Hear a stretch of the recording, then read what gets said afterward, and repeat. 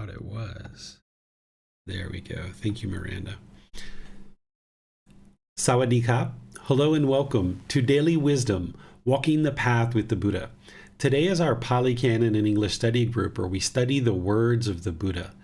This is our program where we come together to explore volumes 2 through 13 of this book series titled The Words of the Buddha, The Path to Enlightenment, Revealing the Hidden. We're closing out this program for the remaining few weeks of going forward, because on January 28th, we're going to be restarting from the very beginning. We're in book 13, which is titled Generosity. And today we're exploring chapters 51 through 60. So we only have a few more classes left and we'll actually be completely finished with this entire book, the entire book series, and the entire run through of the group learning, of the Pali Canon and English study group using this set of books. I published these books back in June of 2021. So it's taken about a year and a half to actually go through all the individual books. And we're going to be restarting that. And you can actually join the Pali Canon and English study group at any point that you like. But some people really like to join at the beginning of these programs. So you have that opportunity for you on January 28th, which is a Saturday towards the end of January. So I'd like to welcome all of you to our class today, because the way that we do our classes, we start typically with a meditation, then we go into reading the individual chapters, and then after we read the chapters, then I'll share teachings around that chapter, and then open up to any questions that you guys might have. If you're participating in Facebook, YouTube, or in Zoom, you can ask questions by putting that into the comment section. In Zoom, you can raise your hand electronically. If you are watching this on any of the replays, you can also ask questions through putting those into Facebook. You can send a private message, and you can even schedule personal guidance. But if you ever make your way from the replays into the live classes, then you can actually ask questions live. And a lot of students will actually read these books beforehand, read the chapters before each class, so that way when you come into class, you actually have certain questions that you might have, or you might decide to read them after the class. Either before and or after the class would be wise, because you have the words of the Buddha, you have the reference going back to the original source text, and then you have the explanations to help you further understand what's actually in the book and how to potentially reflect on what the Buddha is actually teaching. His words are very clear, very concise, and very precise. You'll have no issues understanding exactly what it is that he's teaching, but it really helps to have somebody with experience to guide you through, and that's what my explanations are helping you to do, is helping you to understand what it is that you can draw out of his words, but you're not relying on that solely. You're actually spending time to reflect on your own thoughts and what it is that you're understanding about these chapters as well. So I'd like to invite you to join for just a brief meditation, just to prepare the mind. I'll do some chanting, then we'll do just a very brief meditation, and then we'll come out with some chanting, and then we'll move into the remaining part of our class today, where we'll be reading chapters 51 through 60 of this book, Volume 13, titled Generosity.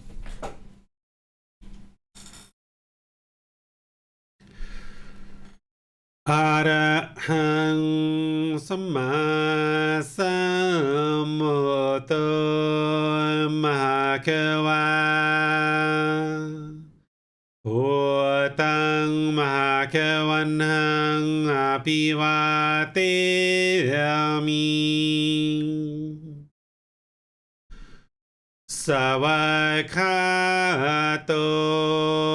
Mahakavata Tammu Dhammang Namasami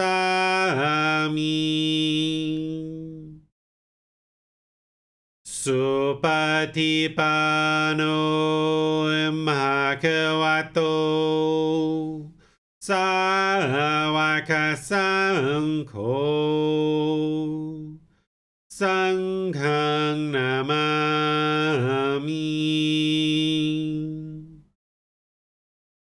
Namo Tassa Bhagavato Arahato Samma พุทธัสสะนะโมตัสสะภะคะวะโตอะระหะโตสัมมาสัมพุทธัสสะนะโมตัสสะภะคะวะโตอะระหะโตสัมมาสัมพุทธัสสะอิติปิโสมะภะคะวะอะระหังสัมมาสัมพุทโธวิชาจารณังสัมมุโนสกขาโตโรกาวิโตอนุเตโรภูริสาดามาสติสตาตาวามนุสนังโหโตภาควาติ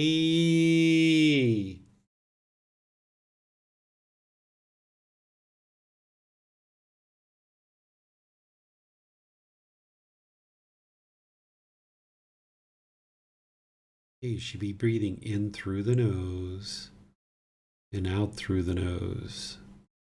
Here you're just establishing the breath. The breath is the present moment. Fixate the mind on the breath, the present moment. Focus on the sound of the breath or the sensation of air moving into the nose. No need to judge the thought, analyze it, or try to figure out where it's coming from. Instead, just focus the mind on the breath, and wherever you notice that the mind is off the breath, cut that off, let it go, and come back to the breath, the present moment. Breathing in and out.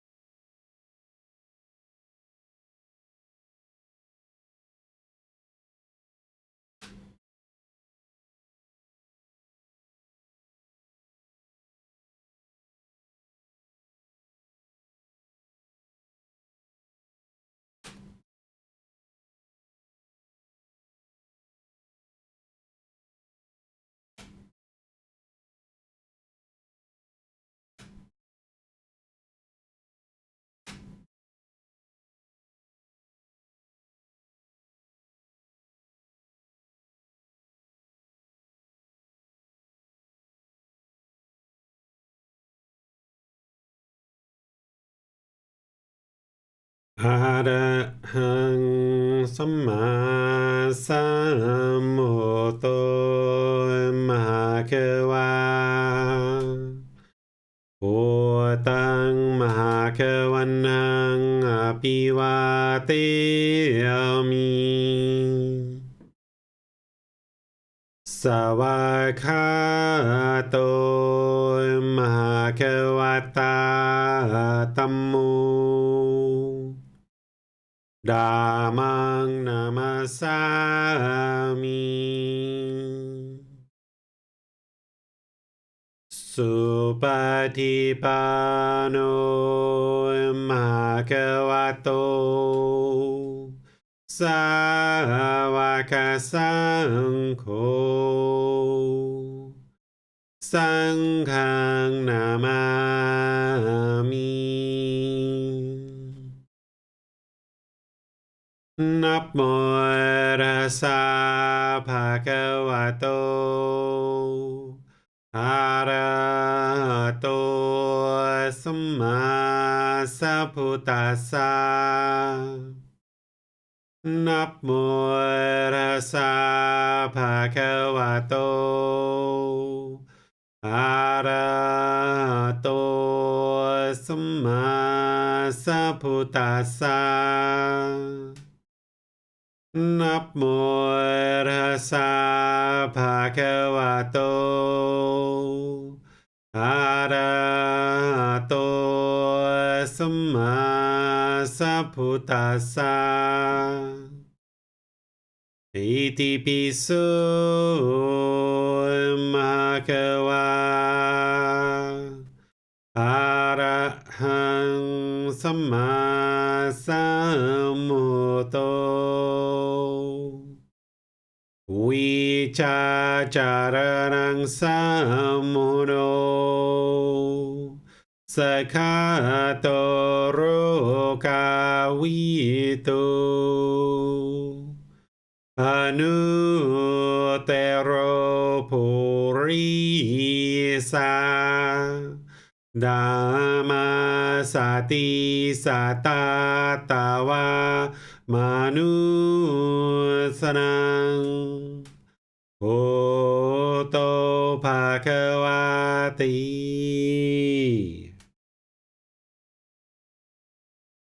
Okay, that's just a short little meditation just to kind of prepare the mind for our class today. Just doing a brief guidance just to kind of help a little bit. But most of the people who are learning in this program already are doing meditation, so you don't really need much guidance from me. So what I'm going to do is just turn things over to all of you in order to open up for the actual class where there'll be somebody who reads a chapter, then I'll share teachings around that chapter, then open up to any questions that you guys might have. You can put those into Facebook, YouTube, or Zoom, or you can raise your hand electronically in Zoom and ask any questions that you like. So I'll just go ahead and turn things over to all of you guys. Yes, thank you, sir. Would you be so good as to share the screen with the chapters, sir? Sure. There you go. Thank you. I'll read chapter 51, Recipient and the Fruit of Giving, First Discourse. Then, knowing that the perfectly enlightened one had consented, Sthachaka, the Nigantha's son, addressed the Lichavis. Hear me, Lichavis.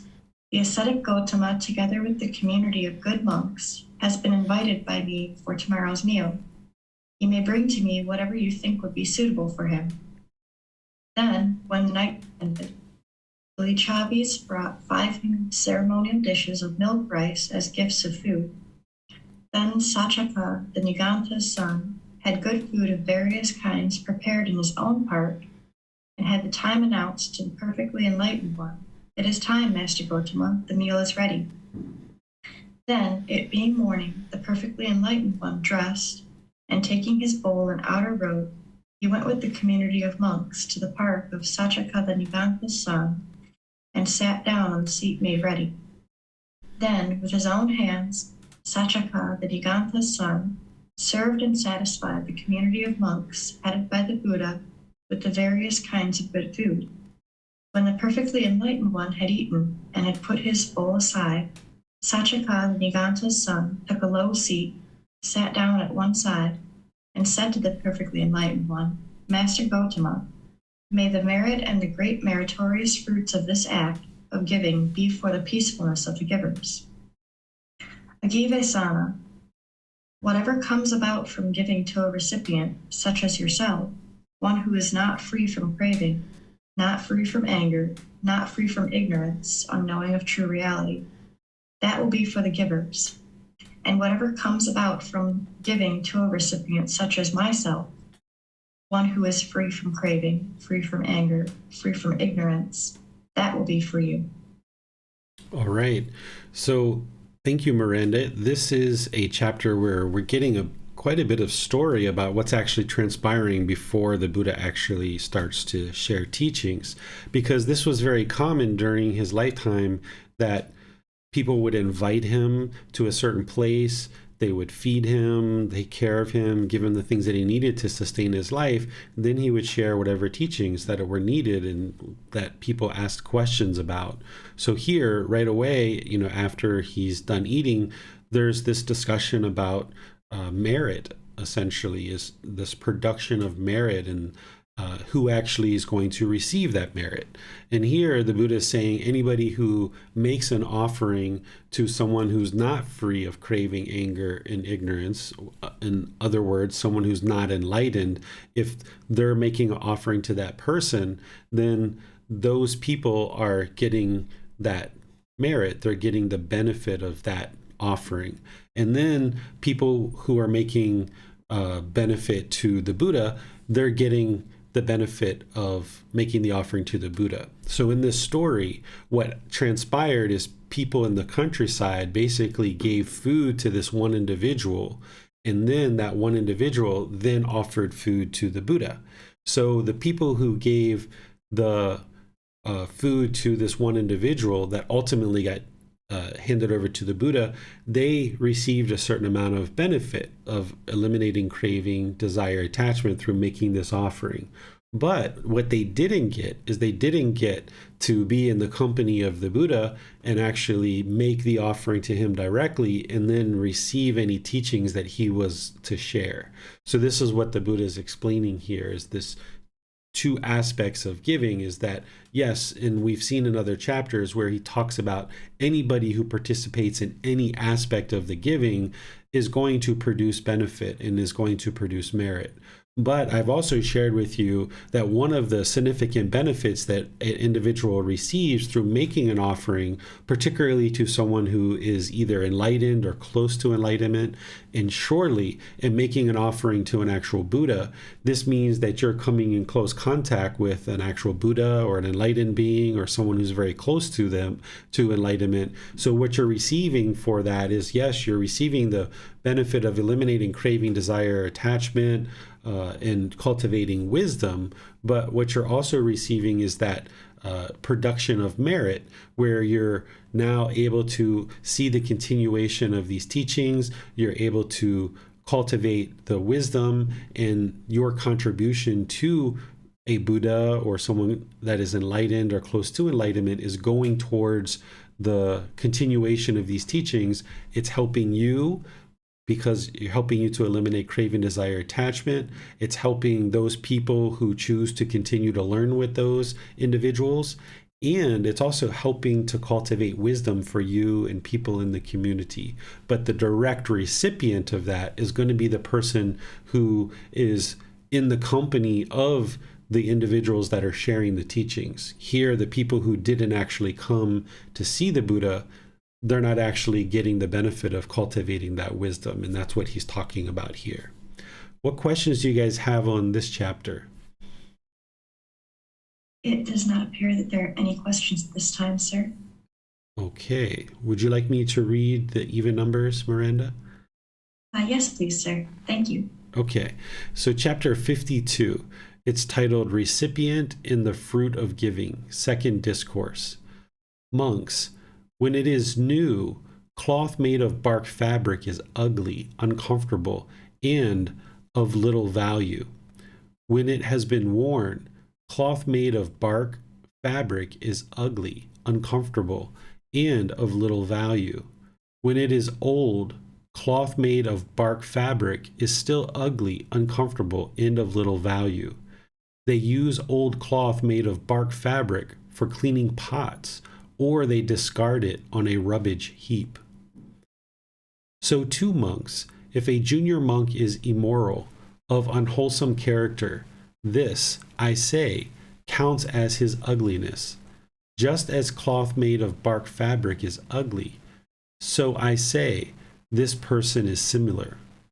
For those who associate with him, resort to him, attend on him, and follow his example, this leads to their harm and discontentedness for a long time. This, I say, counts as his uncomfortableness. Just as cloth made of bark fabric is uncomfortable, so I say this person is similar. When he accepts a robe, alms food, lodging, and medicines, and provisions for the sick, this acceptance is not of great fruit and benefit for those who offer such things. This, I say, counts as his being of little value. Just as cloth made of bark fabric is of little value, so I say this person is similar. If a monk of middle standing is immoral, of unwholesome character, this, I say, counts as his ugliness. Just as cloth made of bark fabric is ugly, so I say this person is similar. So the Buddha is going to go through here and share the same exact teachings for a junior ordained practitioner, which we might call a novice, a middle standing person who has been ordained for a period of years, maybe 2, 3, 4 years. And then he also goes into the same teaching for an elder monk, someone who's been ordained for maybe 10, 20 years, 30 years. And he's saying here, as we go through the discourse, it's the same exact teachings as with the junior monk, that there's this immorality, this unwholesome character, this people who attend to this person or associate with them, or they follow their example. This is for their own harm, their own discontentedness, their own uncomfortableness. And now when he gets down to the bottom here, he says, if such an elder monk speaks in the midst of the community, the monks say to him, what gives you, an unwise person, the right to speak? Do you think you too are entitled to speak? He then becomes angry and displeased and utters speech on account of which the community expels him, as if discarding the cloth made of bark fabric on the trash heap. So here, if this elder monk is becoming angry and displeased, we know that they're not enlightened. And also, as the Buddha is explaining here, a monk or anyone who is immoral or unwholesome character, we know that there's not the enlightened mind there as well. So what the Buddha is essentially explaining here as he goes through this is he's explaining somebody who makes an offering to an individual, even as an ordained individual who is immoral, who has unwholesome character, who is essentially doing these things that are not prescribed in the guidance on the path to enlightenment. Even when a person makes an offering to that person, it's of very little benefit to you. You're still getting the benefit of eliminating craving, desire, attachment because you're making an offering, but you're not making an offering to a virtuous practitioner. The Buddha always describes this when he talks about making an offering to a teacher or a ordained practitioner. He always prefaces it with virtuous. Virtuous would be someone who is moral, who is practicing wholesome conduct, and who's sharing the teachings. Perhaps if they are ordained or if they're a teacher, they should be sharing the teachings through what they've learned and what they've cultivated as wisdom and what they're practicing. There's this mutual support between the students and household practitioners and the teachers who are sharing the teachings. if an individual is accepting alms food or is accepting robes or lodging or medicines, today we accept financial support as well. If this is what's coming into an individual, they should be offering back teachings as a way to help those individuals who are making offerings. It's not required for a student to make an offering. It's not required for a teacher to share teachings, but this is the choice that individuals are making. Students are learning that generosity leads to enlightenment, that producing merit leads to enlightenment. This is what a student needs to practice in order to train the mind to eliminate selfishness. But then with those offerings, a teacher should be getting deeper and deeper and deeper into their practice, because they're not having to go outside to work every day. They're not having to go outside to labor and labor and labor. They're essentially focused on reading the discourses and meditating and reflecting on the teachings and practicing the teachings, setting up classes and doing all the things that are needed in order to share these teachings back with their students. And if somebody, whether they're a novice, whether they're someone who's been ordained for kind of a middle period of time, or someone who's been ordained or is teaching for a really long extended time, if they're immoral or they have unwholesome character, the Buddha is saying that this isn't beneficial, because if you're supporting that through your offerings, then you're supporting that individual, you're supporting the immorality, you're supporting the unwholesome character, and this is setting a bad example for the teachings to then be learned and understood by students. But on the contrary, what you'll have seen in this book and what you'll see more of is that when you support virtuous ordained practitioners or virtuous teachers, then you're supporting these good, wholesome teachings to come into the world with somebody who's practicing a strong moral conduct and has wholesome character. Because not only does a teacher teach through their words and their books and classes and videos and podcasts and private guidance and all the other ways that a teacher might teach, but they're also teaching through setting an example of the teachings. So if somebody is teaching right speech, but they're practicing wrong speech, this makes it very challenging for a student to be able to understand what is right speech. Or if they're teaching right action, but they're practicing wrong action, this makes it very challenging for a student to understand what are the teachings here. If they're teaching the 5 precepts, but yet they're not practicing them, then this isn't setting a very good example for the students of how to actually practice these. But on the contrary, if somebody is teaching the 5 precepts and they're practicing those, they are teaching right speech, right action, and other teachings, and they are practicing those, then not only are the students learning through the words and all the books and all the things that a teacher might be sharing, but they're also learning through that teacher's actions and the way that they conduct themselves in the world. And this actually has a much bigger impact to the students understanding how to practice these teachings through setting a good example and being a good role model. We saw in previous chapters where the Buddha was talking about, when the unwholesome monks are strong, the wholesome monks are weak. And he also talks about when the wholesome monks are strong, the unwholesome monks are weak. So when the wholesome community comes together and we're practicing the teachings very strong and very vibrantly within our families, within our workplace, within our community, then people can see very clearly what the true teachings are, and then they can perhaps aspire to understand them and then practice them themselves. Even if they don't open up a book and learn from a book, they can observe how you practice right speech with your children or with your coworkers or your friends, and they might appreciate something that they're hearing. They're like, hey, I really like that. I think I'm going to model that same conduct for myself. So by the wholesome community practicing very, very well, or what the Buddha described as the upright community or the straight community, if we practice really well, then more and more individuals can observe what that practice looks like, and then the community of enlightened beings can just continue to grow and flourish. And then if offerings are made into that community, then that community will just continue to grow and flourish because they have the food, the clothing, the water, the shelter, the medical care, and nowadays financial support to be able to continue to share those teachings far and wide with whomever has a sincere interest to learn them and practice them. What questions do you guys have on this chapter? There are no questions at this time, sir. Okay, so we'll go to chapter 53. Yes, sir. Factors leading to a great mass of merit.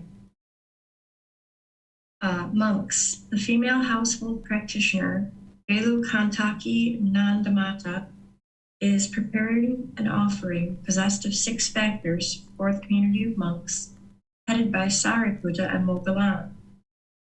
And how is an offering possessed of 6 factors? Here, the donor has 3 factors, and the recipients have 3 factors. What are the 3 factors of the donor? 1. The donor is joyful before giving. 2. She has a calm, confident mind in the act of giving. And 3. She is joyful after giving. These are the 3 factors of the donor. What are the 3 factors of the recipients? Here, 4.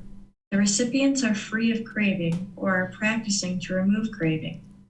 5. They are free of anger or are practicing to remove anger. 6. They are free of ignorance or are practicing to remove ignorance. These are the 3 factors of the recipients. Thus, the donor has 3 factors, and the recipients have 3 factors. In such a way, the offering possesses 6 factors. It is not easy to measure the merit of such an offering thus.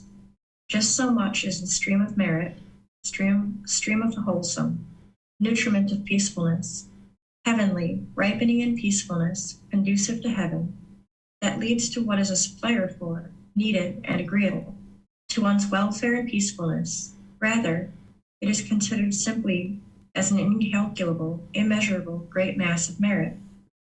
Monks. Just as it is not easy to measure the water in the great ocean thus, there are so many gallons of water, or there are so many hundreds of gallons of water, or there are so many thousands of gallons of water, or there are so many hundreds of thousands of gallons of water. But rather it is considered simply as an incalculable, immeasurable, great mass of water. Prior to giving, one is joyful. While giving, one settles the mind in trust. After giving, one is joyful. This is the success in the act of an offering. When they are free of craving and anger, free of ignorance, without taints or fetters, mentally disciplined, living the spiritual life, the field for the offering is complete. Having cleansed oneself and given with one's own hands, the act of charity is very fruitful for oneself and in relation to others. Having performed such a charitable deed, with a mind free from selfishness, the wise person, rich in confidence, is reborn in a happy, non-afflictive world. All right. Thank you, Miranda. So here, the Buddha is talking to a female household practitioner. So when he's discussing this teaching, he's using the pronoun she, but we can apply any pronoun that exists today or any in the future, referring to essentially a human being or any kind of being that's making an offering. So here he's talking about 6 factors that would be essentially purifying this offering. And here, if you're making a donation, if you're the donor, he's saying the mind should be joyful before giving. It should be calm and confident while in the act of giving. And then afterwards, the mind should still be joyful. Essentially, what he's describing here is ensuring that you don't have remorse when you're actually giving an offering. Sometimes at the end of an offering, you might feel like, oh, I didn't give enough. I should have gave more. Then maybe the mind didn't spend time ahead of time thinking through your offering. And now afterwards, there's this remorse that maybe I should have given more. But then you can also get to the end of an offering and feel like, oh, I gave too much. I shouldn't have given that so much. I'm not going to have food or money for myself or my family. So this is the remorse that can sometimes be experienced through making an offering. But if you put your thoughts together about what type of offering you would like to make and the quantity of the offering that you would like to make, now you can be joyful before you ever give that you've put some thought into the offering and you know with 100% certainty, like, yes, I can share this offering and it's not going to cause harm to me. It's not going to cause harm to anyone else. I'm freely able to give this to somebody else and let them to use it, and for the benefit of the community to continue to share these teachings. So there can be this joy before actually giving in the mind, not because of making the offering, that would be a conditioned feeling, but just the joy can be maintained in the mind. Because what joy is it's this delight, or this quality of mind, this unconditioned gladness, where the joy is not based on any condition. Instead, it's just there, that the mind can reside continuously joyful, not based on the condition of making an offering or the quantity of offering, but it can just be joyful regardless of what the offering is. So now the mind can maintain that unconditioned joy.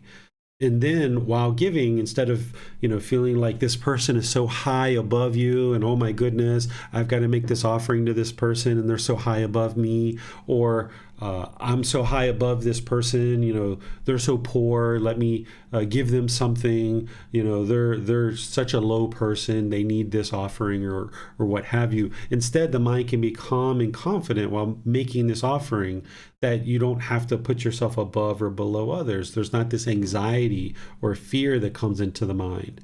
And then after the offering, the mind can still be joyful. And if you've practiced this type of giving, where you've experienced joy before giving, you've been calm and confident in the act of giving, and there was joy afterwards, then this is the middle way. This is where the mind can maintain its stability and its steadiness. Whereas if you're not experiencing that, then there's something off in the way that you're making your offering, in the way that you're preparing your offering, and you would like to look at that more closely. Then the Buddha gives some guidance on the type of individual to make an offering to. Here he shares in a different way than he normally shares. He usually shares making offerings to virtuous ordained practitioners or virtuous teachers. That is someone who's practicing good, wholesome moral conduct. Well, in order to practice good, wholesome moral conduct, they need to be working on the elimination of craving, anger, and ignorance, or the unknowing of true reality. These are the three unwholesome roots, or the three fires, the three poisons. And here he's saying someone who's either free of craving, anger, and ignorance, which means they're actually enlightened, if somebody's completely free of that. And then the other option is somebody who's practicing to remove craving, or practicing to remove anger, or practicing to remove ignorance. So if you know that somebody's constantly learning with their teacher, even though they're teaching, they might be constantly learning with their teacher. They might be reading the sutras, they might be learning the discourses, they might be working on eliminating craving through practicing breathing mindfulness meditation and generosity themselves. They're working to eliminate anger. You very rarely see them angry, or that when they are angry, they know that and they cut it off right away. These are all indications that somebody's working to remove craving, anger, and ignorance. But if you saw somebody who is sharing these teachings and they're willingly smoking cigarettes, they're hitting animals, they're aggressive and hostile and bitter to their students or other people around them, this isn't someone who's actively working to eliminate craving, anger, and ignorance, and it would be unwise to support that. So the Buddha is saying here to look for somebody who's free of craving, anger, and ignorance, which means they're enlightened. You wouldn't see any discontentedness whatsoever. Or they're working to remove craving, anger, and ignorance. And the Buddha shares in other parts of his teachings some kind of shortcut ways of trying to discern this for yourself, because sometimes it can be somewhat of a challenge for someone who hasn't studied these teachings deeply to be able to discern whether somebody is enlightened or if they're working to eliminate craving, anger, and ignorance. There's some, I think we've already discussed in this series, in this actual book, where he's kind of sharing some shorthand ways of looking at that, where he talks about if someone's conceited or puffed up or boastful, or they're really talkative, they're not focused, they don't have concentration, their mind is muddled. He talks about some of these, kind of basic ways, because if somebody has craving, anger, and ignorance and their mind is polluted with those things, you'll see that the mind is muddled. You'll see that they lack concentration, that they might have conceits where they're boastful. You can see that they're very talkative, having idle chatter. They're not very focused in what they're talking about because there's craving permeating in the mind. So this can hinder somebody from having focus, and they can have idle chatter or frivolous speech. So this is part of what the Buddha is describing here, and he's talking about having all 6 of these factors, 3 from the donor and 3 from the recipient. The amount of benefit that is experienced because of this is basically incalculable, unmeasurable, immeasurable. It's a great mass of merit. And then he kind of summarizes it down here towards the bottom. What questions do you guys have on this particular chapter? Yes, sir. On YouTube, Tonka asks, my daughter offered to drive me to a place, and while I am grateful, at the same time I don't want to complicate her day. Would it be wise to just accept the offer, or to say I could bus as well? Yes. So the wise thing to do is if somebody is making you an offering and they're offering to practice generosity, the wise thing to do would be to accept it. There are certain situations where you're not going to accept it, right? Like if, somebody offered you cocaine or heroin or something like that, you're not going to accept that. Or if you know for yourself that you're not going to go to that place. If somebody's offering to take you to that place, you're like, oh, I'm not going to that place, then you wouldn't accept that offering. But if you're accepting an offering, or I'm sorry, if you're declining an offering because you think it's going to burden somebody else, you're trying to get inside that person's mind, and you're not able to do that. You need to accept face value that if somebody's making an offering, they've already made the decision in their mind that this is something that they would like to offer. If you second guess that and you say, oh, no, I don't want you to take me because I don't want to burden you, but they already made the offer, right? This is something that I see in Western culture, that the person tries to figure out what's going on in the other person's mind, assuming that this person doesn't really want to make you this offering. They're just doing it to be nice or kind, and therefore we have to decline the offer. And that's the way to show politeness, is to decline the offer. And there's other variations of this too. But what you would like to get to is that everybody's speaking the truth. Everybody's sharing what's truly going on in their mind. So if somebody makes an offering to take you, like your daughter offers to take you somewhere, and you're going in that direction, there's no harm in you accepting that, because if you decline that, and you decline it regularly, then you're going to get to the point where people never offer you anything, because every time they make an offering to you, you decline it and decline it and decline it, and people won't actually offer to help you with anything anymore.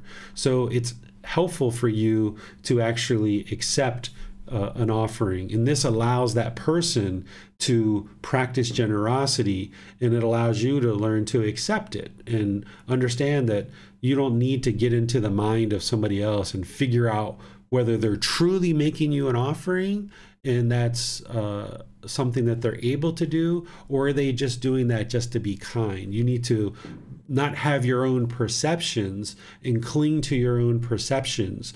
Your perception is a belief or opinion of the way things seem to be. So if you're thinking that this is, impactful for your daughter and is out of the way for your daughter, you're clinging to your perception there, because she's already made the offering. And now by you saying, oh, I don't want to burden you because, this will take you out of your way, that's you clinging to some perception that it is a burden to her, when she's already made the offering and said, yes, I would like to take you. I would like to offer you this. So the only times you shouldn't accept an offering, in my opinion, is that, of course, if it's completely opposite of the teachings, like, would you like me to go kill somebody for you? Would you like me to give you cocaine or heroin, or, these kinds of things? Or in a situation where, you just, like your example, if you're not going to the place they're going to and they offer to take you to that place, well, of course you're not going there. So why would you accept that offer? So those kind of things can be looked at closely. But otherwise, if it's something that somebody's giving you, like say they're giving you a sweater or a blanket and you don't need that blanket, you can still accept that blanket and then you find somebody to give it to. So now there's two people practicing generosity, the original donor, and then you, by handing it off to somebody else, you're practicing generosity too. And I see this sometimes in Thailand. There's 3, 4, 5, 6, 8, 10 people that are practicing generosity until that item finds an actual home where somebody can actually use it.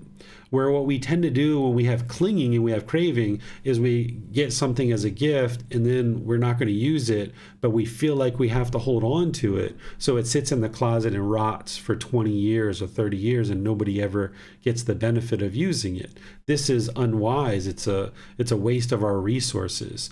And we actually look at this as a negative thing. If we actually give it to somebody else, we call it regifting. But if somebody has expectations that you're going to hold on to their gift and keep their gift, and they get hurt by you handing off the gift to somebody else and practicing generosity, then what's causing their painful feelings is their craving, desire, attachment, not you. They didn't offer that gift with pure generosity. They had certain cravings and certain expectations, certain wants. They expected you to keep that gift. So they haven't made a generous offering, and any kind of painful feelings that they're experiencing is because of their own craving, desire, attachment. The Buddha is going to talk about that in a chapter that we're going to discuss today, where he talks about giving with expectations. And this isn't pure generosity. And that's the reason why that person is experiencing the painful feelings. By you choosing to offer that to somebody else, not that you could offer this ride to somebody else, but just expanding on this for you. But if you choose to make this offering to somebody else and somebody gets hurt because you've given away their blanket or the sweater, well, it's not their blanket, it's not their sweater. It was given to you, and it should be no strings attached. You've made that generous offering to me, and now I can do with it as I please. So sometimes we hold on to something and cling to it because we think the other person's going to get hurt if we don't hold on to it. But this is just clinging and craving, and it really complicates things, and the world becomes very wasteful because we have sweaters and blankets and shoes and things like this just wasting away in our closet when somebody could have actually benefited from it and used it. And there could have been 3, 4, 5, 6 people experiencing generosity as this item gets offered to multiple people along the line. There's lots of benefit. Here, the Buddha is talking about this immeasurable and incalculable benefit of just one person making an offering to another. But if that goes from person to person to person to person to person, 6, 8, 10 times, wow, think about the immeasurable and incalculable amount of benefit of all those people having practiced generosity. Yes, sir. Those are all questions that we have at this time, sir. Okay, so let's go to the next one, which is chapter 54. This is titled The 4 Purifications of Offerings. Monks, there are these 4 purifications of offerings. What for? There is an offering that is purified through the donor, but not through the recipients. 2, there is an offering that is purified through the recipients, but not through the donor. 3, there is an offering that is not purified by neither the donor nor the recipients. 4, there is an offering that is purified through both the donor and the recipients. 1, and how, monks, is an offering purified through the donor but not through the recipients? Here, the donor is virtuous, practicing moral conduct, and of wholesome character, but the recipients are immoral and of unwholesome character. It is in this way that an offering is purified through the donor, but not through the recipients. 2, and how is an offering purified from the recipients, but not through the donor? Here, the donor is immoral and of unwholesome character, but the recipients are virtuous, practicing moral conduct, and of wholesome character. It is in this way that an offering is purified through the recipients, but not through the donor. 3, And how is an offering not purified by neither the donor nor the recipients? Here, the donor is immoral and of unwholesome character, and the recipients, too, are immoral and of unwholesome character. It is in this way that an offering is not purified through neither the donor nor the recipients. 4. And how is an offering purified through both the donor and the recipients? Here, the donor is virtuous, practicing moral conduct, and of wholesome character, and the recipients too are virtuous and of wholesome character. It is in this way that an offering is purified through both the donor and the recipients. These are the 4 purifications of offerings. So here, the Buddha is explaining these 4 aspects of purification of offerings. Here, if a recipient is practicing good, wholesome moral conduct and the recipient is not, then we can see that, yes, that's wonderful that the donor is practicing, but the recipient is not. There's only a certain amount of purification there. The second one is, okay, the donor is not really practicing the teachings, but the recipient is. Okay, there's some purification there. And then the offering of not purified by neither the donor nor the recipient. Neither one of these people are actually practicing the teachings of good, wholesome moral conduct or wholesome character. And then the Buddha is talking here about where both the donor and the recipient are both practicing the moral conduct and wholesome character as well. This is what the ideal situation would be, but there's also these other variations as well. What questions do you guys have on this chapter? There are no questions at this time, sir. Okay, so we'll go on to the next one, which is 55. Yes, sir. And then Bunya has offered to read chapter 55 for us. Wonderful. Okay. Chapter 55. Why is one gift not of great fruit and benefit while the other is? Venerable sir, why is it that one gift is not of great fruit and benefit while the other is? Here, Sariputta. Someone give a gift with expectation with a bound mind, looking for rewards. He give a gift, thinking, having passed away, I will make use of this. He give that gift to an ascetic or a Brahmin, food and drink, clothing and vehicle, garland, scent and ointment, bedding, dwelling, and lighting. Having given such a gift with the breakup of the body after death, he is reborn in companionship with the heavenly being, ruled by the 4 great kings. Having exhausted that karma, psychic potency, glory, and authority, he come back and return to the state of being. But Sariputta, someone does not give a gift with expectation, with a bound mind, looking for reward. He does not give a gift, thinking, having passed away, I will make use of this. Later, he gave a gift.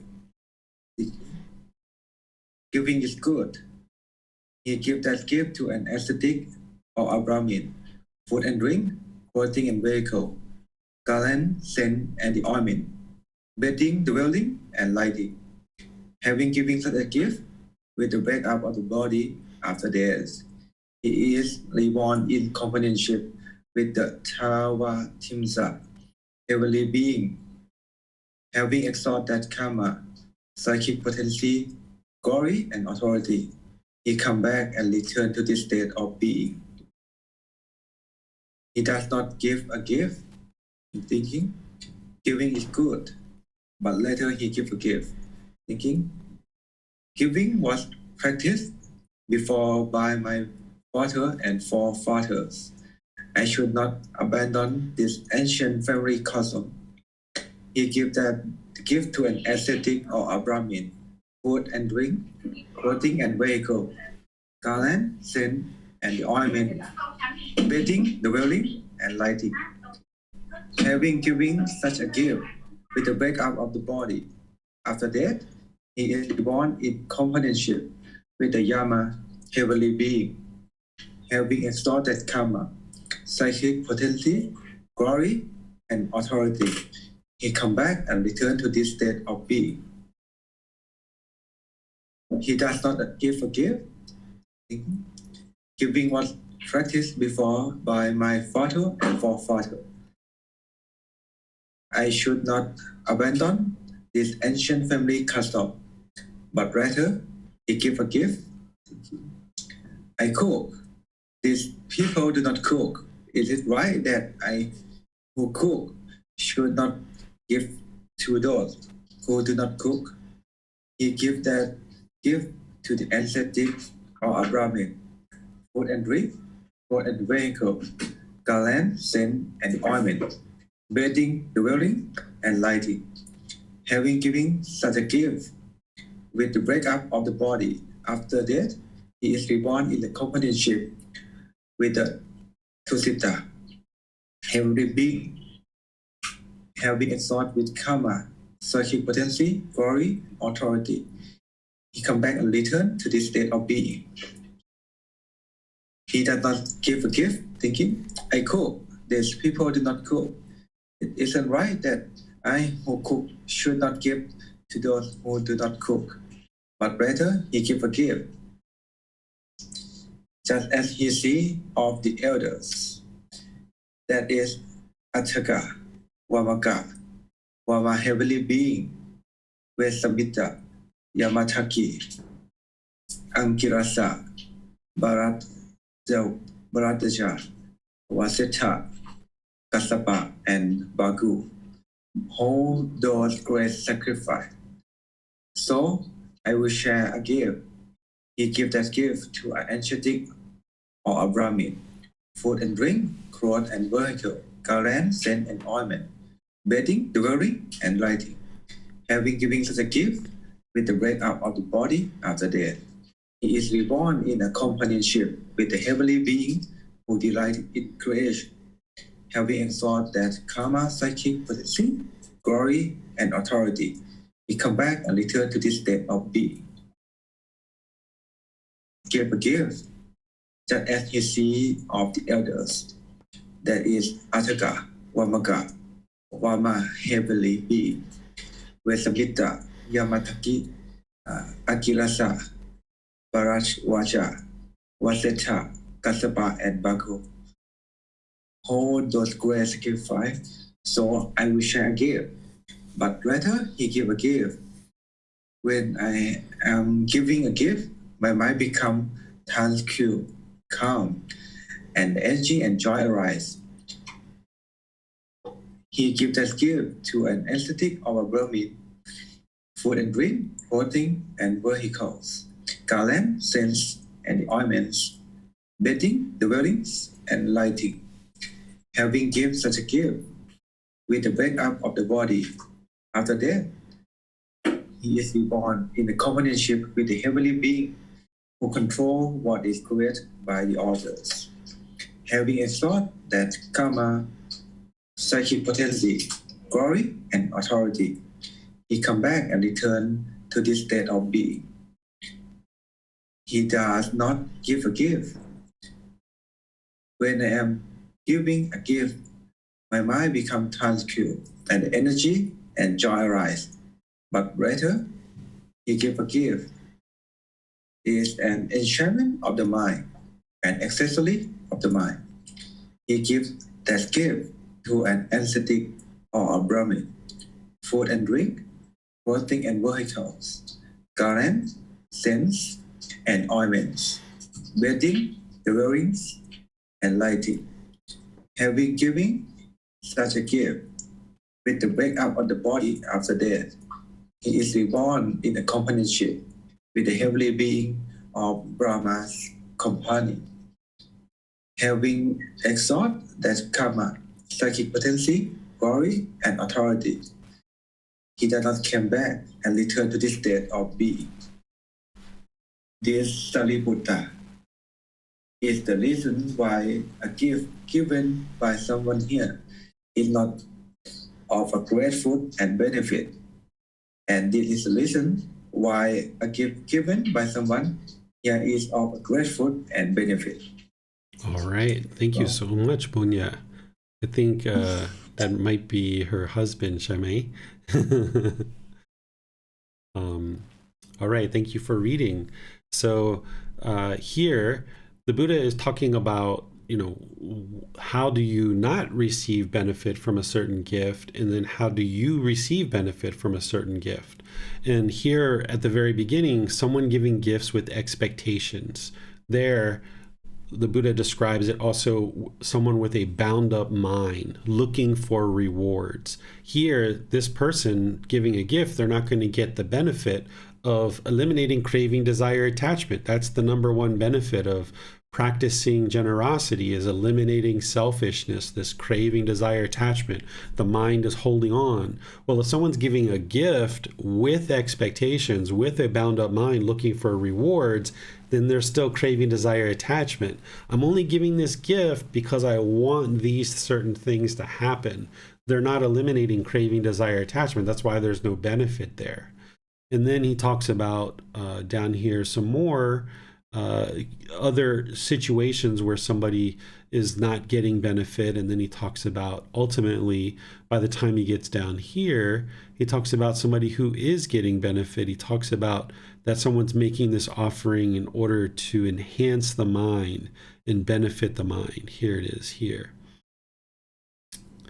This is where somebody's receiving the benefit, because they understand that the whole reason why they're making this offering is to eliminate craving, desire, attachment. They're making an offering without any expectation of anything in return.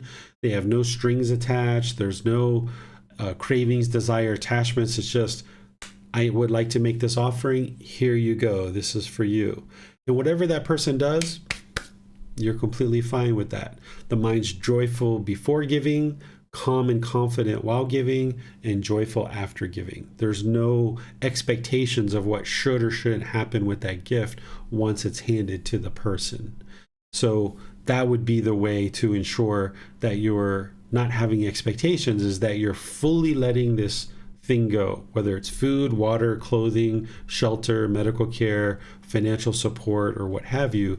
You're just letting go. And that's how the mind gets this enhancement, or there's this accessory to the mind. This is how you get benefit of eliminating craving, desire, attachment. What questions do you guys have on this chapter?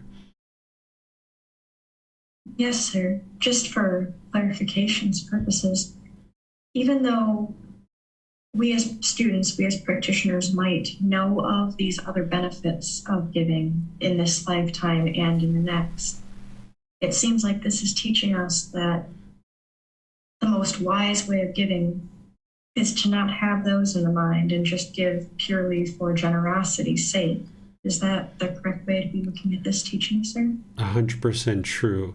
That the Buddha is going to teach the natural laws of existence. He's going to teach the natural law of karma, so that as you're making offerings and you start seeing all these benefits that you know and attribute, like, wow, those things are happening because of this generosity, but you're not making the offerings because you're wanting those things to occur, but you need to be able to see the natural law of karma so clearly, inside and out, backwards and forwards, in order to get to enlightenment, because you need to navigate this natural law and make only wise decisions that are producing wholesome results in order to get to enlightenment. You need to purge all your unwise decisions that lead to unwholesome results. And one of the unwise decisions is making a gift with expectations or wanting something to occur. This is going to cause the mind to be bound up, as the Buddha describes. And now when you make that offering, you're not getting the actual full benefits of the offering. So even though you know that these other beneficial things are occurring and they will occur, the mind should be devoid of that and not even interested in that. You're only making the offering just for pure generosity of, here you go, here's the offering, done with it. And you know that you need to make offerings in order to train the mind to eliminate selfishness, and you need to eliminate craving, desire, attachment. So that's the whole reason why you're doing it. And then there's going to be all these other benefits, and the Buddha talks about more of those benefits as you go here in this book. He explains what these different benefits are, and some of those benefits are improved rebirth. And again, that's not what you're interested in. That's not what you're looking for. You're interested in enlightenment. And if you fall short of that for any reason, you know that, okay, if I'm practicing generosity, there can be this improved rebirth. But still, one needs to continue to practice to get to enlightenment. So the goal would be to go ahead and do that work now in this lifetime and be done with it all. That's wonderful. Thank you, Sid. You're welcome. It does not appear there. Oh, I see. Thomas asks, how other ways, sorry, what other things can be considered generosity without offerings? If I am kind to someone, is that generosity?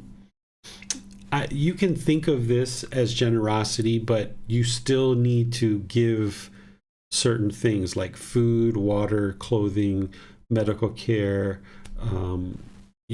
shelter, financial support, things like this. If you were only being kind and that's it, then you're not really practicing generosity. I tend to think about generosity in these terms, is that it's giving and sharing more than is strictly required in any particular situation.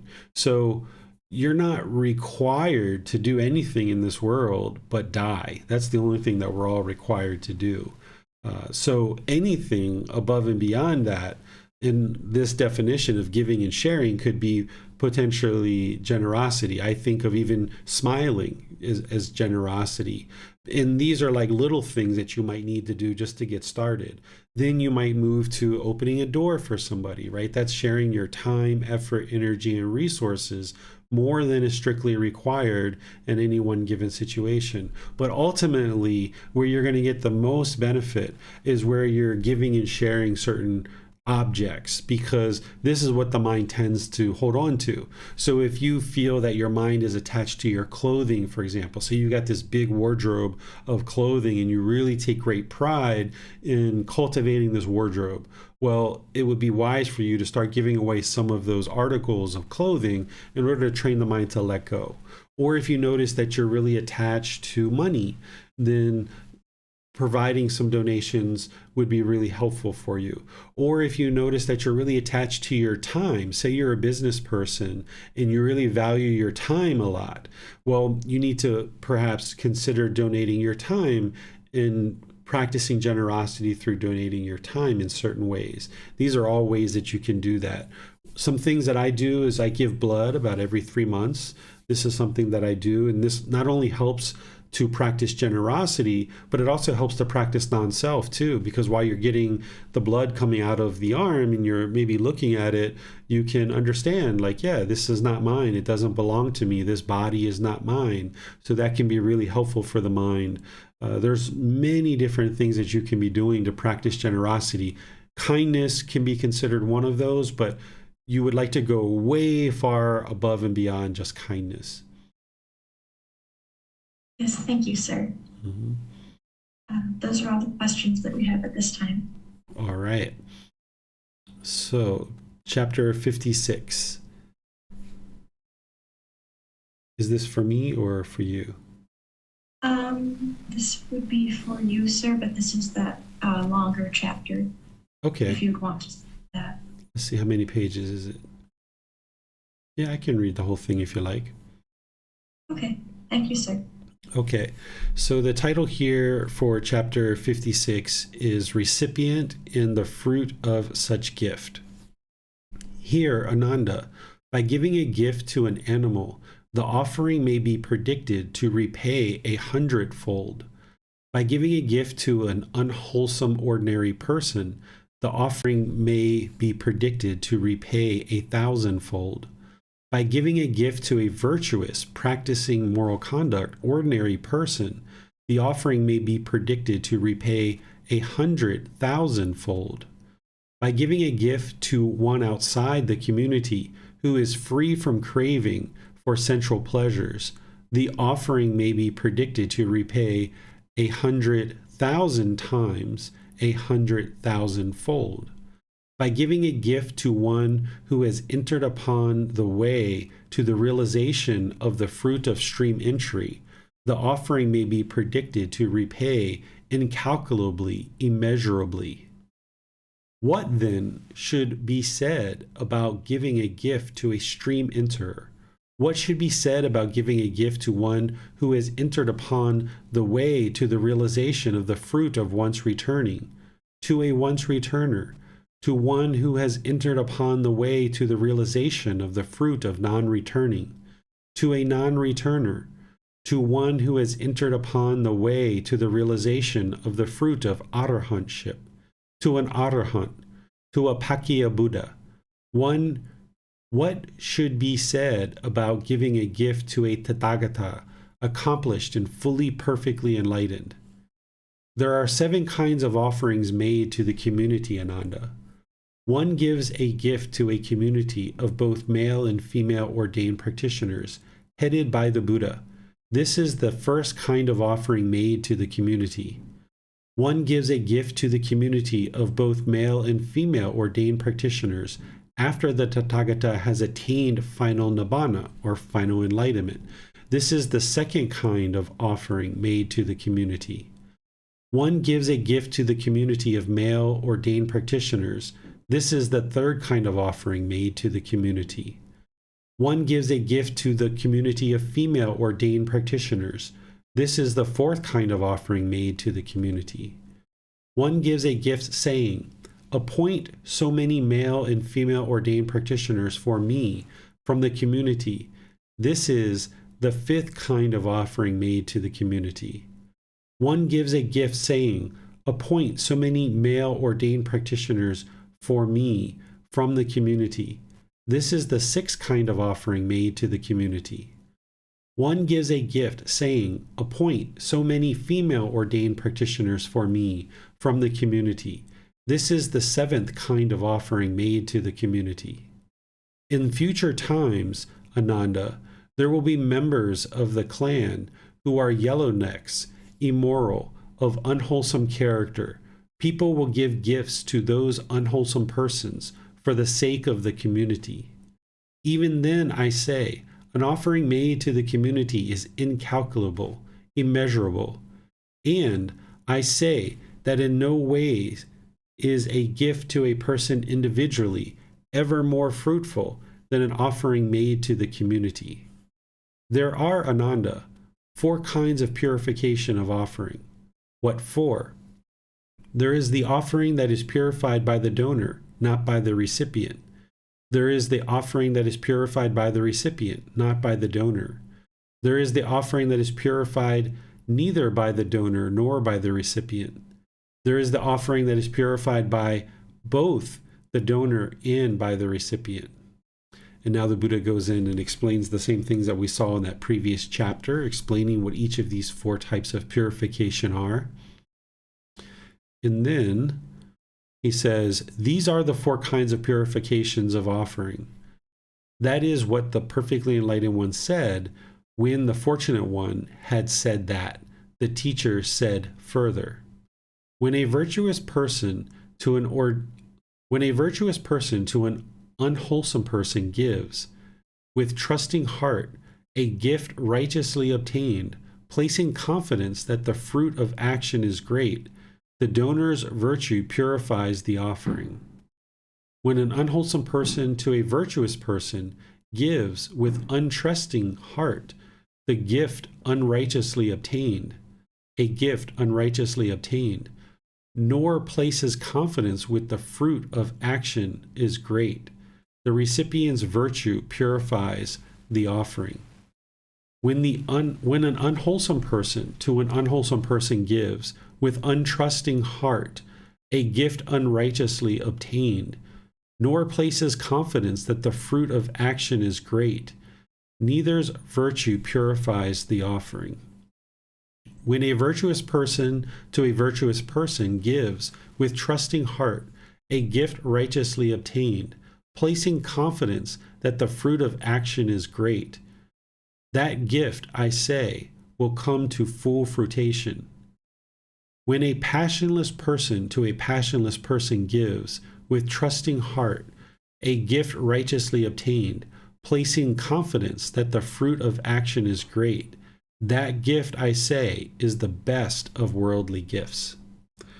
All right, so here the Buddha is first going through in his discourse and explaining the increasing benefits of an offering made to different types of beings. He starts with an animal and says, yes, this is actually beneficial because the mind is still practicing generosity. So if you see stray animals or you have a friend that has an animal and you make some offering, yes, this is actually helpful to make an offering to these beings that are animals.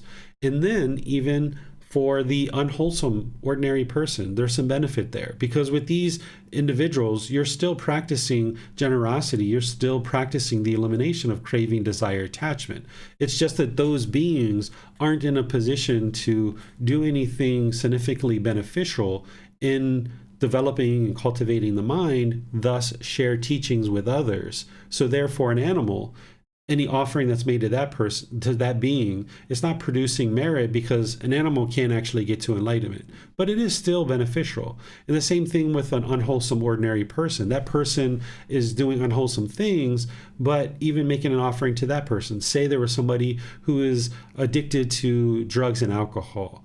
This person is doing unwise things, and someone might consider that to be unwholesome, but there's still some benefit there. You're helping that person to sustain their life, but that person isn't in a condition and isn't in a situation that is going to be able to share these teachings with others to actually benefit the world. So that's why it doesn't have the same impact or the same benefit as these increasing levels of individuals who are getting closer and closer to enlightenment. As you're making offerings to those individuals, it's becoming more beneficial. You're still eliminating craving, desire, attachment. You are still, as you go further and further, getting closer and closer to actually a Buddha, then you're still benefiting the world by supporting individuals who are on the path to enlightenment, who are either in the first, second, third, or fourth stage of enlightenment or an actual Buddha. You're still benefiting the world by supporting these people and helping them to get closer and closer to enlightenment and then share the teachings that it takes to get to enlightenment. And as you're moving up, getting closer and closer to either an Arahant or an actual Buddha, you're coming in contact with someone who has deep, deep wisdom about the teachings that lead to enlightenment. And that's where the real benefit comes in. And then the Buddha even talks about making offerings to the community versus to an individual. So when you're making an offering to an actual teacher, you're making offerings of perhaps food, water, clothing, shelter, and medical care. This is to an individual. But there's also offerings that you can make, like a dwelling where multiple people can sleep or can teach in this dwelling. Or say that you're making an offering of like a microphone, and now this microphone is being offered to perhaps a teacher, but it's for the benefit of the entire community, because now the teachers can teach, and then those teachings can be shared through this sound system to be able to then reach a wider and wider audience. So by making an offering to the community such as that, you're impacting and benefiting a wider and wider and wider audience. So that's what the Buddha is explaining here. By the time we get down here, this is the same teaching that we explored earlier, where he's talking about the purification of the various individuals, how they're purifying the offering. And he's sharing that in summary form in each one of these little paragraphs. And I'll just cover this one where he says, when a virtuous person to a virtuous person gives with a trusting heart, because when you make an offering to a teacher or to an ordained practitioner, you need to trust that your offering is going to a good place, that you need to trust that it's being beneficial for either that individual and or the community, rather than be suspicious and, what are they doing with that money? I'm not quite sure. Should I give the money or not? You need to instead have this trusting heart, is what the Buddha is explaining, is trust that your offering is going to a wholesome place. And a gift righteously obtained, that you obtained this gift, whatever it is that you're offering, in a righteous way. So in other words, you didn't go out and steal something and then offer it, or you didn't go out and gamble and then you made money, so now you make an offering, right? This would be unrighteously obtained. You would like to obtain your gift righteously through your own work and effort, putting your own energy and effort into it. That's what's ultimately producing the benefit for you. And then placing confidence that the fruit of action is great. What the Buddha is talking about here is the natural law of karma, of cause and effect, that the benefit of cause and effect, or that this natural law of existence, having confidence that yes, you can see the truth of this natural law of karma, of cause and effect, or action and result. You have pure confidence that you can see this with your own eyes, and you know that there's absolutely this great benefit of performing the action of giving and practicing generosity. And you can see your mind gradually becoming less and less selfish. This is what he's talking about here. He says that gift, I say, will come to full fruition, because both the donor and the recipient are both virtuous. The offering has been made with a trusting heart. The gift has been obtained righteously. And there's this confidence that, yes, you can see the action of giving is actually creating this result of less and less craving in the mind. Therefore, you should see more and more peacefulness and joyfulness coming into the mind, less and less discontentedness. But then he shares here, when a passionless person gives to another passionless person. What he's talking about here is somebody who's without craving, desire, attachment. When he talks about passion, we usually think about passion in a positive way. Like when we talk about romantic love, like there's so much passion to be in love with this person or to have intimate contact with this person. That's just craving, desire, attachment. That's all that is. And we oftentimes associate passion and love together. This is actually the misunderstanding of the unenlightened mind. This is the unknowing of true reality. This is how craving, desire, attachment masquerades as love, where people think that this passion that they feel is the actual love. And then when that passion is gone, they feel like the love is gone.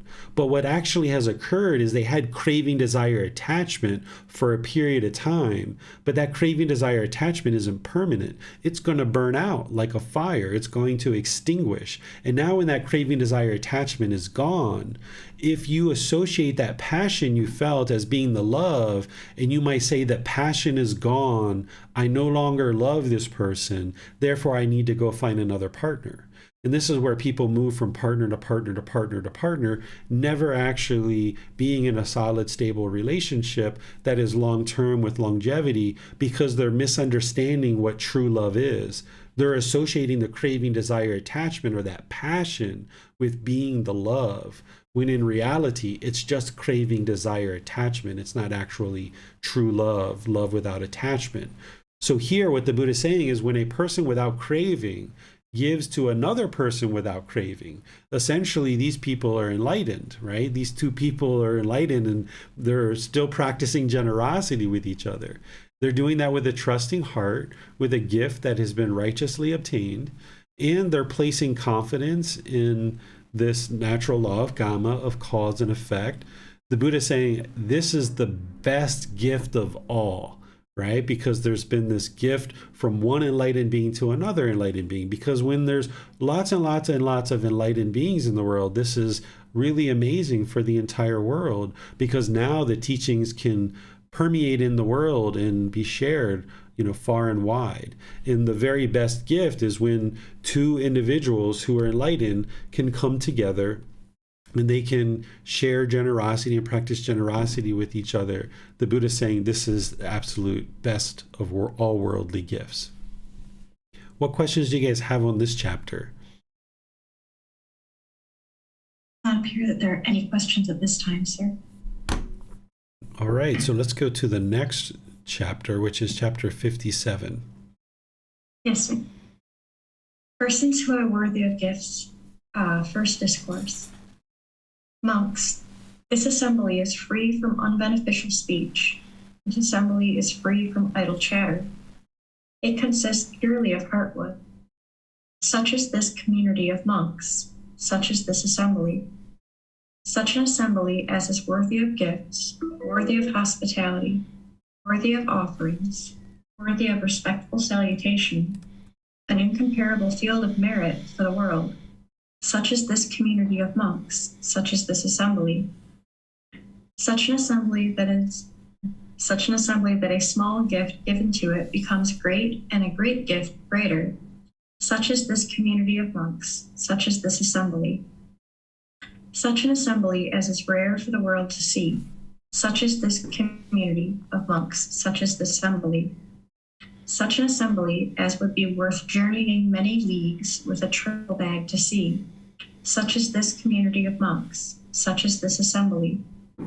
In this community of monks, there are monks who are arahants with taints destroyed, who have lived the holy life, done what had to be done, laid down the burden, reached their own goal, destroyed the fetters of existence, and are completely liberated through final knowledge or wisdom. Such monks are there in this community of monks. In this community of monks, there are monks who, with the destruction of the 5 lower fetters, are due to reappear spontaneously in the heavenly realm, and there attain final nibbana, final enlightenment, without ever returning from that world. Such monks are there in this community of monks. In this community of monks, there are monks who, with the destruction of 3 fetters and with the fading of craving, anger, and ignorance, are once returners, returning once to this world to make an end of discontentedness. Such monks are there in this community of monks. In this community of monks, there are monks who, with the destruction of the 3 fetters, are stream enterers, no longer subject to hell, bound for liberation, headed for enlightenment. Such monks are there in this community of monks. In this community of monks, there are monks who reside devoted to the development of the 4 foundations of mindfulness: body, feelings, mind, and mental objects. Such monks are there in this community of monks. In this community of monks, there are monks who reside devoted to the development of the 4 right kinds of striving, right effort, of the 4 bases for spiritual power, also known as mental power: initiative, energy, mind, investigation. Of the 5 sense bases: eyes, ears, nose, tongue, body. Of the 5 powers: confidence, energy, mindfulness, concentration, and wisdom. Of the 7 factors of enlightenment: mindfulness, investigation, energy, joy, tranquility, concentration, equanimity. Of the Noble Eightfold Path, such monks are there in this community of monks. In this community of monks, there are monks who reside devoted to the development of loving kindness, of compassion, of sympathetic joy, of equanimity, of the meditation on unattractiveness of the body, of the perception of impermanence. Such monks are there in this community of monks. In this community of monks, there are monks who reside devoted to the development of mindfulness of breathing, or breathing mindfulness meditation. All right. Thank you, Miranda. So the Buddha is saying a lot here. He's essentially laying out individuals that are worthy of gifts. And this is the first discourse. There's other discourses where he shares more detail, but these are just some of the details. It's not the only detail of persons who are worthy for gifts, but it's just the first discourse. There's other teachings around this topic as well. So here he's giving a list of things to look for in terms of who you choose to make offerings to. And he talks about this as heartwood. Heartwood is like the core of the tree. As you get into the core of the tree, this is the higher quality wood that they make really high quality items with. And as you get to the outer edges of the tree, this is lower and lower quality of wood. So you're looking for this pure hardwood, this high quality wood, and people would be familiar with this during his lifetime, where the outer edges of the wood are of lower quality. So he's saying that this community consists of purely heartwood, of essentially people who are practicing these teachings with a really good high quality of wisdom and practice. And he goes through all the various aspects of things to look for in individuals who are practicing well. And remember, you're not judging, you're not looking down, you're not trying to determine who is wholesome and unwholesome. You're trying to make a wise decision about who do I make this offering to. Even if you come across somebody who is into unwholesome or unwise things, you're not looking down on them like an unwholesome person or in any kind of negative way. You're just making the decision and understanding where would it be wise for me to use these precious resources that I'm about to offer. Where is the best place for me to offer those? And I imagine that at different times in your life, you'll make offerings to all different types of people, whether it's an animal or, like I mentioned, somebody who perhaps is addicted to drugs or alcohol. You will probably make offerings or have made offerings to people like that before. And then as you go through life, you'll make offerings in different areas of the world. And here, the Buddha is giving you some guidance on that to help you understand that. Let's see what else we can talk about here. Let's see. There's so much in here that he was talking about. Maybe I'll just turn things over to you guys and see what questions you guys have. There were some different things that I was observing going through here, but you guys might have questions about this. So what questions do you guys have on this chapter? There are no questions on this chapter right now, but Thomas did have a question for the previous chapter. Okay, let's go ahead and look at that one then. Yes, sir. When you were talking about love without attachments, when you were teaching about that, he asks, what is fundamental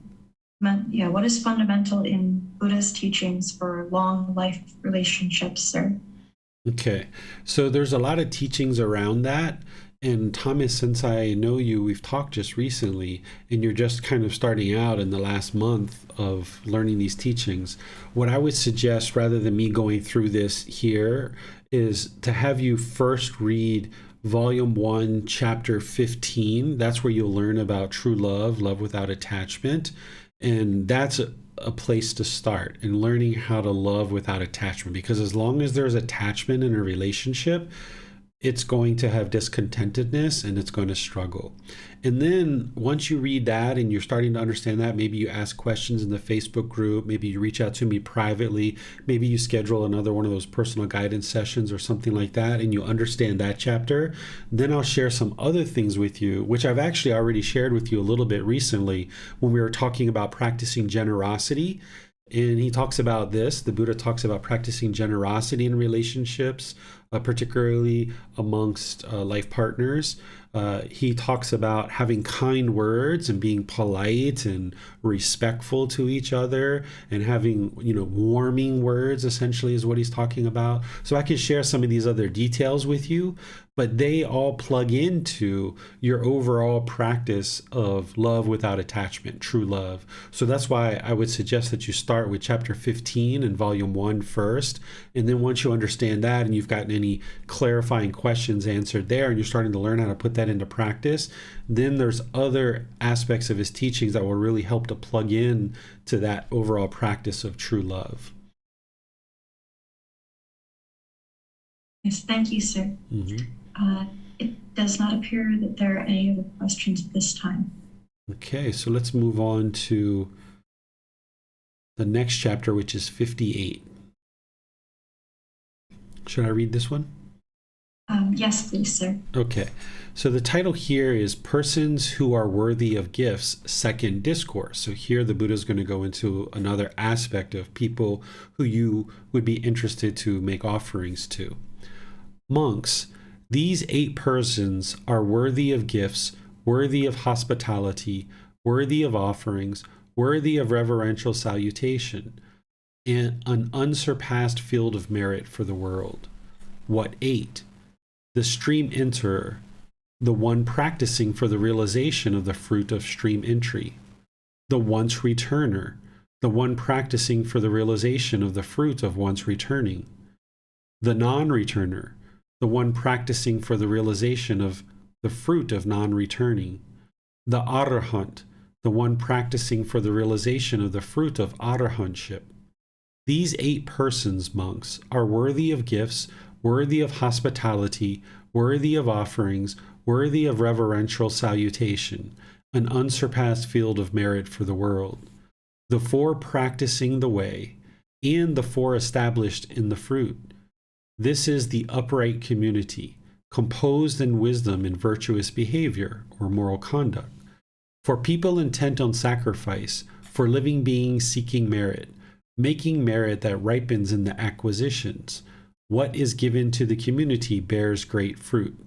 So here, the 8 persons that he's talking about are the 4 stages of enlightenment. Anybody who's in one of those 4 stages, which stream entry is the first stage, once returner is the second stage, non-returner is the third stage, and arahant is the fourth stage, where the mind is actually enlightened. And if you understand enough about the fetters, which I've taught recently, then you might ultimately get to the point where you can observe whether somebody has eliminated any of these particular fetters, because an individual is not going to tell you that they're actually in one of these stages of enlightenment. There might be people who do tell you that, but you shouldn't regard that as being the truth whatsoever. That if somebody is professing their stage of enlightenment, this is a good indication that they haven't attained that stage of enlightenment. So you would like to cultivate so much wisdom that you're able to discern this for yourself of whether someone is a stream enterer, or once returner, non-returner, or arahant. So that's someone who's in one of the 4 stages of enlightenment. And then the other 4 are people who are in the process of attaining one of those 4 stages of enlightenment. That's the 8 individuals that the Buddha says is worthy of gifts, worthy of hospitality, worthy of offerings, worthy of reverential salutations, an unsurpassed field of merit for the world. This merit is generosity that you practiced towards individuals who are in one of these 4 stages of enlightenment, or in the process of attaining one of these 4 stages of enlightenment. That is very beneficial for you in your practice, because you're eliminating craving, desire, attachment, which is all generosity is doing that, not just merit. But also you're coming into contact with individuals who are in one of these 4 stages of enlightenment, or practicing to experience one of these 4 stages of enlightenment. So that means you're getting the benefit of coming in contact with them and learning teachings. But then the third thing, which is actually the merit, and which is actually now classified as merit, is that you're making this offering to these individuals who are actually sharing the teachings and helping them come into the world. So this is why it's unsurpassed field of merit for the world, because you're supporting the people who are in one of these 4 stages of enlightenment, or that they're practicing for the realization of one of those 4 stages. Your offering is now going to the benefit of that individual to be able to then practice deeper and deeper and deeper, getting into their practice, and then ultimately, potentially, actually sharing the teachings if they decide to be a teacher. This would be wildly helpful for many, many beings in the world to have lots of enlightened beings who are sharing the teachings in the world, or even someone who's a non-returner, or a once returner, or a stream enterer. If they're learning from someone who is enlightened, and then they're actually teaching, now they can actually be beneficial, because they can share what they know, and they're practicing such a moral conduct that they're not going outside of what they know. They're not lying, right? They're not sharing false teachings. But where they get to a point with their students that they don't understand what is next, then if they're learning from a teacher who is enlightened, but there may be a stream enterer, a once returner, or a non-returner, now they have a person to go back to and ask for help. It's much more of a challenge for a stream enterer, once returner, or non-returner to share these teachings as a teacher. An arahant would find it to be very easy to share these teachings if they have the quality of being able to be a teacher. It would be effortless for them to share these teachings. But for a stream enterer, once returner, or non-returner, there's going to be a certain amount of difficulty. But if they've got a teacher who is enlightened, they have an individual to go back to for support and for guidance to then help them along becoming a better and better teacher and getting closer and closer to enlightenment in the process. So supporting this whole process of more and more enlightened beings coming into the world is an unsurpassed field of merit for the world, is what the Buddha is explaining. And then he goes into some more detail down here in the bottom, which I've explained in other classes and even in the books and stuff like that. But I'll open up to any questions that you guys might have related to anything that I just shared or anything that you've read in this particular chapter. It does not appear that there are any questions at this time, sir. Okay, so we'll go to chapter 59. Yes, sir. Persons who are worthy of gifts, third discourse. Monks, these 7 persons are worthy of gifts, worthy of hospitality, worthy of offerings, worthy of respectful salutation, and unsurpassed field of merit for the world. What 7? The one liberated in both respects, the one liberated by wisdom, the body witness, the one accomplished in view, the one liberated by confidence, the teachings stream enterer, and the confidence stream enterer. These 7 persons are worthy of gifts, worthy of hospitality, worthy of offerings, worthy of respectful salutation, an unsurpassed field of merit for the world. All right, thank you, Miranda. So I'm going to explain a couple of these, and then I'll show you where to find the details on the others, because there's a lot of detail to understand what each one of these 7 are. This first one, where the Buddha is saying the one liberated in both respects, this is an actual Buddha, a Tathagata. And there's other discourses that he shares that explains what this is. And then one liberated by wisdom, this is an enlightened being, someone who's either learned from a Buddha or someone who's learned from another enlightened being. They're liberated from by wisdom, where a Buddha, of course, has a high degree of wisdom, but their liberation occurs based on their own independent journey, not by the wisdom of somebody else. So these are a Tathagata or a Buddha and a enlightened being. And he's saying these are people who are worthy of gifts. And then these other ones here, I've actually explained down here in the explanation. I've explained what each one of them are.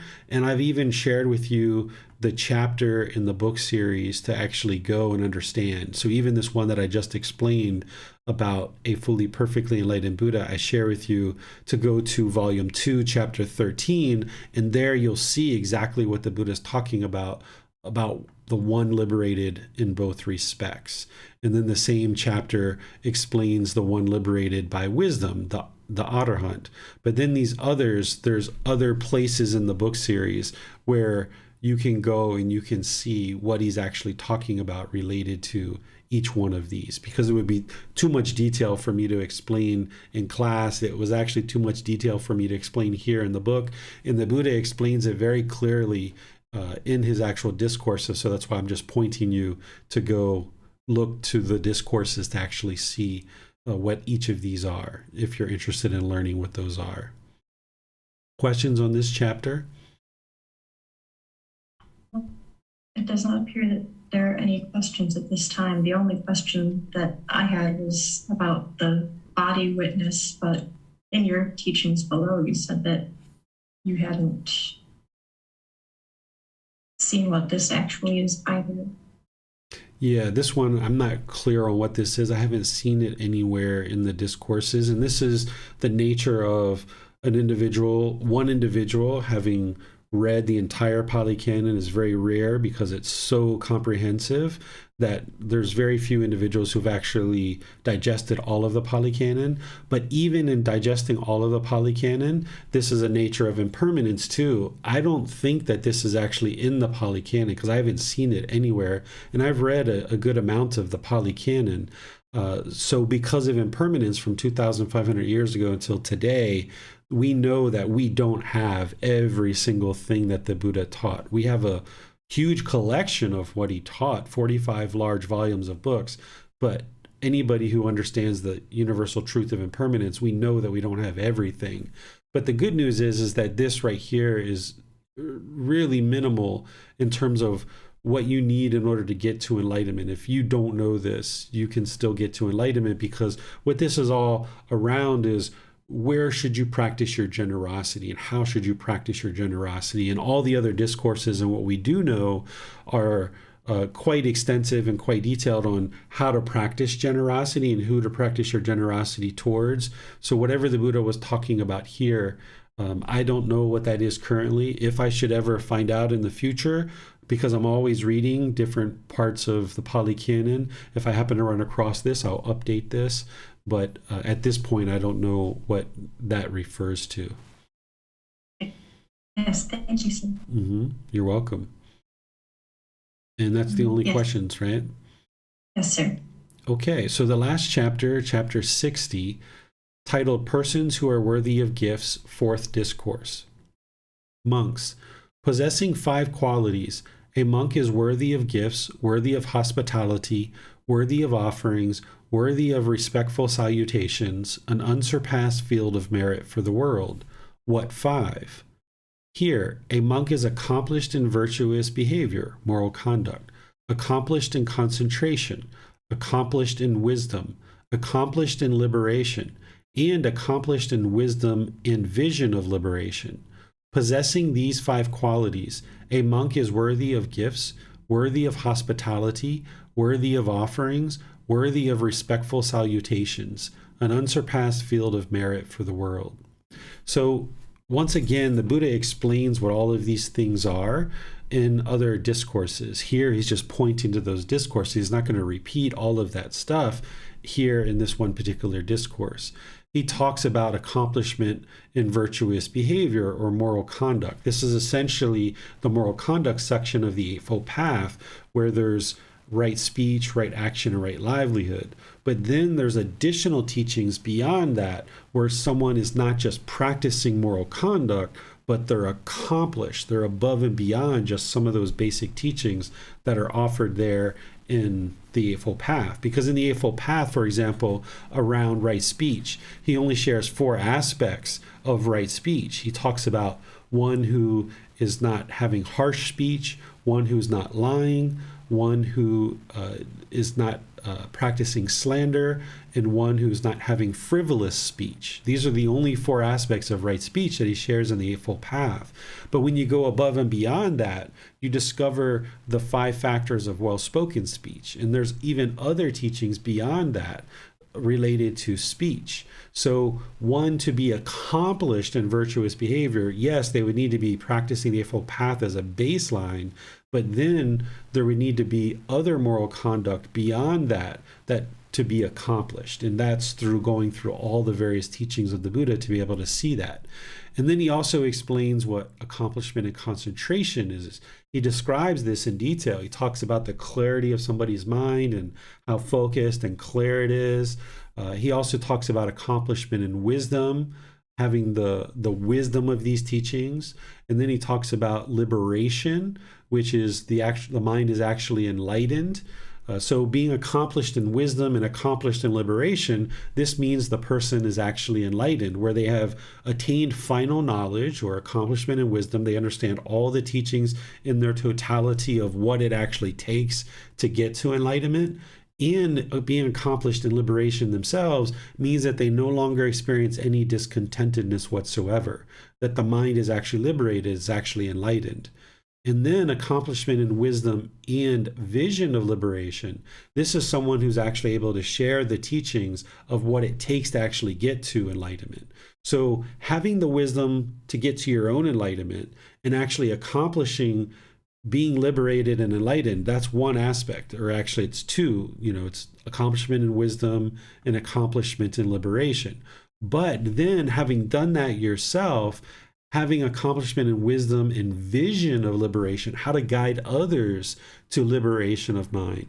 This is a whole nother level of understanding, a whole level of advanced practice beyond just cultivating wisdom for yourself and getting to liberation yourself, but having the ability to now guide others to understand that wisdom and have the clarity of the path to liberation to be able to share that, that's a whole nother level of practice that the Buddha is explaining here.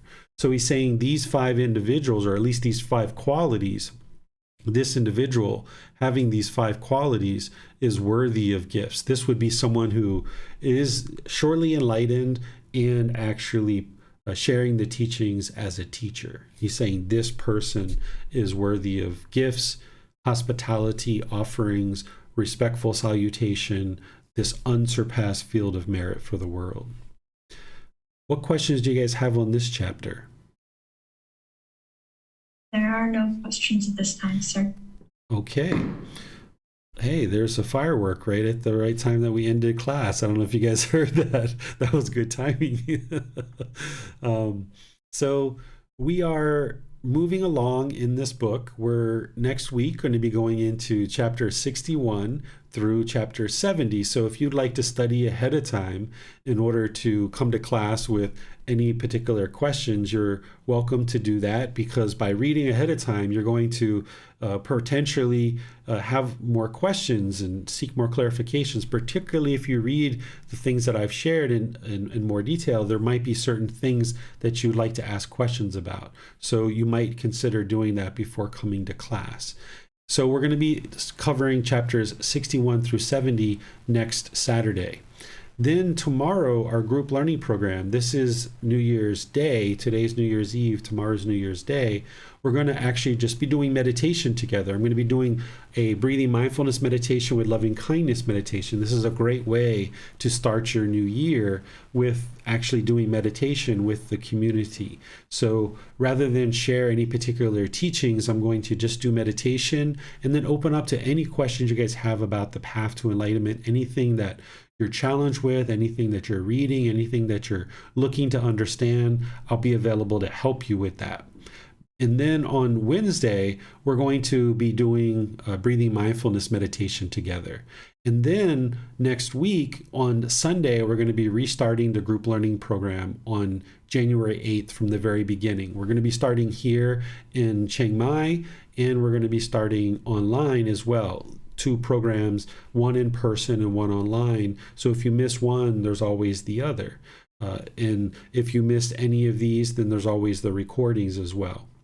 So feel free to attend any of those classes as we go forward. Just a little bit different schedule than what we have been doing. Of course, impermanence is always there, so our schedule is going to adjust from time to time. But starting at the beginning of the year, we're going to be starting the group learning program and then ultimately restarting the Pali Canon and English study group. So I'll see you guys potentially in a future class. Have a very wonderful and safe holiday this New Year's Eve and tomorrow New Year's Day. Perhaps you're choosing to spend time with family or friends and take a break or relax, or perhaps you're an individual that needs to go to work and service other people.